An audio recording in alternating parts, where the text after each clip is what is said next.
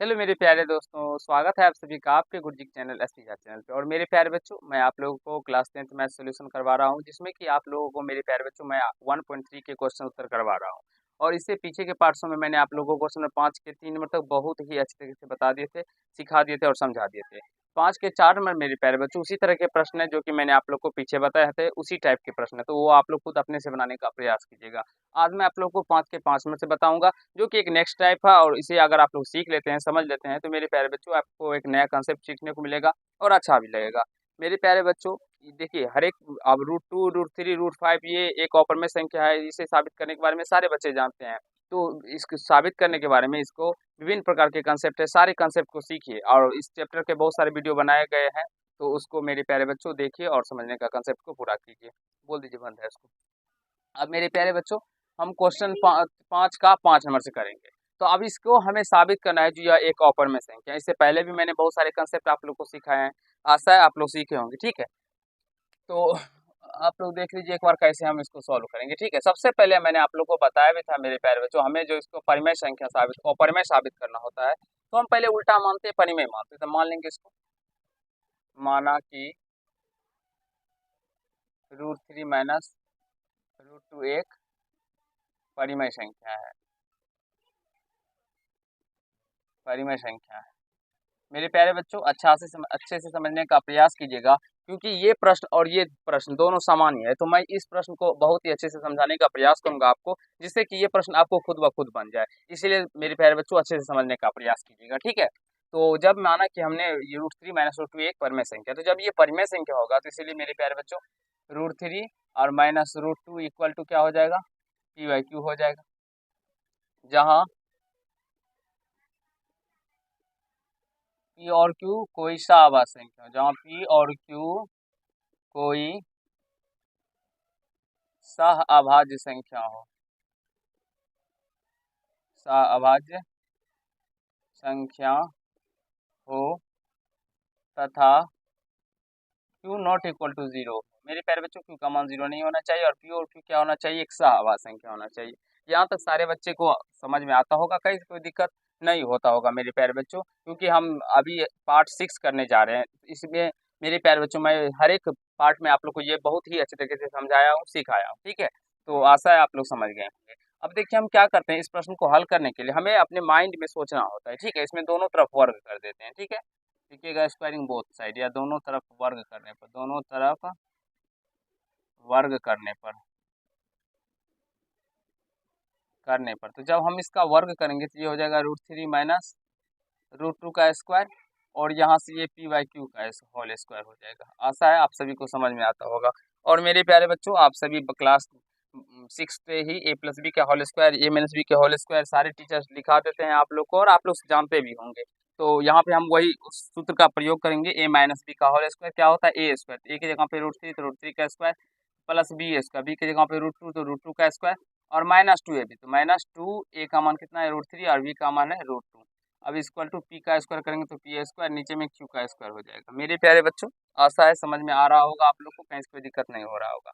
√3 का स्क्वायर कीजिएगा 3 होगा, √2 का स्क्वायर कीजिएगा 2 होगा, माइनस इसको कीजिएगा तो ये 2, और √2 को √3 को √2 से गुना कीजिएगा तो ये √6 हो जाएगा। ये 2 जो है इस सभी के साथ मल्टीपल नहीं होंगे, ना ही अंदर जाएंगे। हाँ, रूट वाली संख्या रूट वाली संख्या के साथ गुना हो जाएंगे, तो ये √6 हो जाएंगे। अब देखिए मेरे प्यारे बच्चों, √3 को स्क्वायर है, इसका मतलब हुआ जो √3 और गुना √3 है, तो √3 गुना √3 कितना होता है, √9 होता है, और √9 का वर्गमूल 3 होता है, तो इसलिए डायरेक्टली हम 3 लिखते हैं। एक तरीका तो ये हुआ, दूसरा भी तरीका है इसको समझने का, तो वो भी मैं आप लोग को समझाऊंगा। ठीक है, फिलहाल इतना समझने का प्रयास कीजिए। √3 का स्क्वायर करने पे 3, √2 का स्क्वायर करने पे 2, अब बराबर में क्या हो जाएगा, p स्क्वायर बटे में q स्क्वायर हो जाएगा।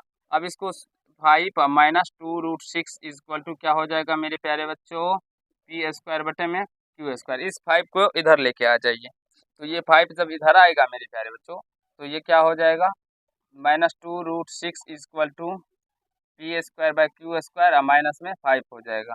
तो -2√6 equal to q square, LCM आ जाएंगे, और यहाँ से p स्क्वायर -5 q स्क्वायर हो जाएगा। अब यहाँ से इसको क्या करेंगे, तो इस -2 को इधर लेके आ जाएंगे, तो √6 बच जाएगा, नीचे दिखाई पड़ रहा है बाबू ना ये।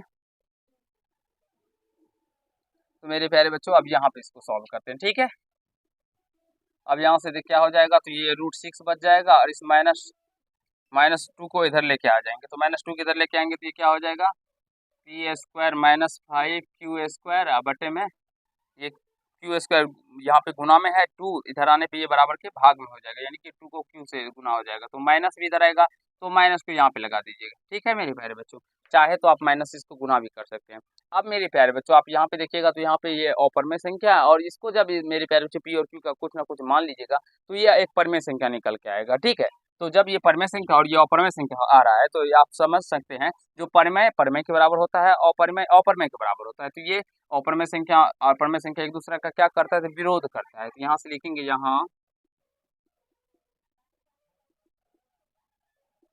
बायां पक्ष एक अपरिमेय संख्या है तथा दायां पक्ष एक परिमेय संख्या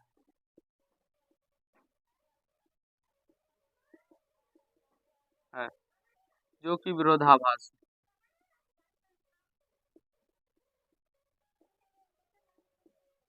मेरे प्यारे बच्चों, जो कि क्या है, तो विरोधाभास है, इसीलिए √3 - √2 एक परिमेय संख्या है, यह मानना गलत है। मेरे प्यारे बच्चों, मानना गलत है, क्योंकि जब परमेय मान रहे हैं तो ये एक दूसरे का क्या करता है, तो विरोध करता है यहाँ पे, इसीलिए परमेय संख्या मानना गलत है। अतः देखिए नीचे दिखाई पड़ रहा है बाबू, √3 - √2 एक अपरिमेय संख्या।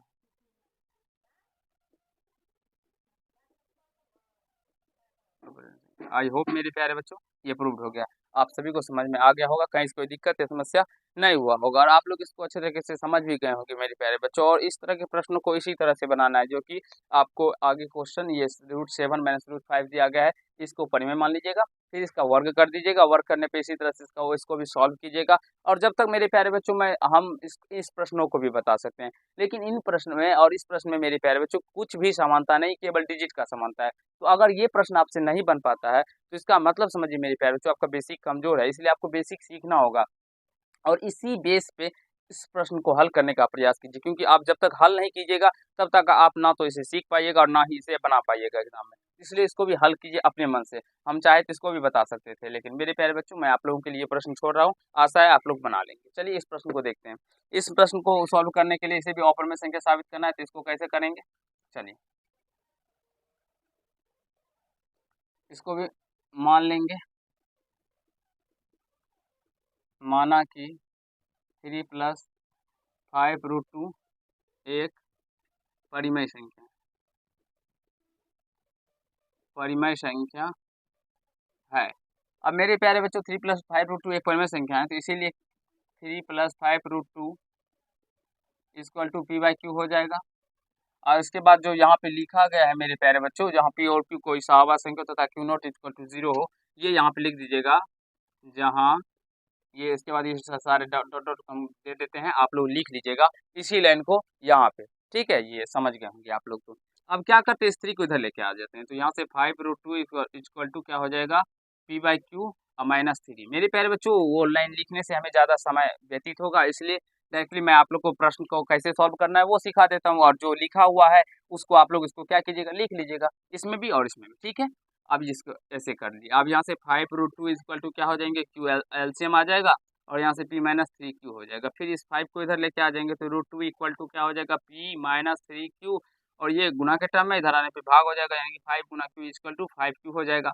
अब यहाँ से देखेंगे तो ये क्या है, तो एक अपरिमेय संख्या, ये एक परिमेय संख्या है। तो इसको इसी तरह से हल करते हैं और समझ सकते हैं, जो आप यहाँ पर सेम जो लिखा गया है यहाँ पे, इस लाइन को पूरे को मेरे प्यारे बच्चों लिख देना है और समझ लेना है। जो यहाँ बायां पक्ष एक अपरिमेय संख्या है तथा दायां पक्ष एक परिमेय संख्या है, जो कि विरोधाभास है, परिमेय अपरिमेय के बराबर नहीं हो सकता है कभी भी, इसीलिए एक प्रकार का विरोधाभास है मेरे प्यारे बच्चों। इसीलिए 3 + 5√2 एक परिमेय संख्या है, यह मानना गलत है, अतः 3 + 5√2 एक अपरिमेय संख्या है। तो आई होप मेरे प्यारे बच्चों आप सभी समझ गए होंगे, कहीं से कोई दिक्कत समस्या नहीं हुआ होगा। और मेरे प्यारे बच्चों, इस लाइन को लिखने में हमें 2 मिनट इस दोनों को लिखने में लग जाता है, लेकिन अगर मान लीजिए छोटे समय अगर बचता है मेरे प्यारे बच्चों, टाइम बचता है, तो उसको बचाना चाहिए, जो कि आगे हम अगले वीडियो में उसका यूज़ कर पाएँ। ठीक है? तो आशा है आप सभी समझ गए होंगे और आप लोग को अच्छा भी लगा होगा। ये पार्ट अगर आप लोग को अच्छा लगा तो वीडियो को लाइक कर दीजिएगा, और कैसा लगा मेरे प्यारे बच्चों ज़रूर ही कमेंट कीजिएगा। चलिए आज के पार्ट में इतना ही करते हैं, नेक्स्ट पार्ट में आगे के कंसेप्ट को करेंगे और सीखने समझने का प्रयास करेंगे। आज ये चैप्टर खत्म हो चुका है,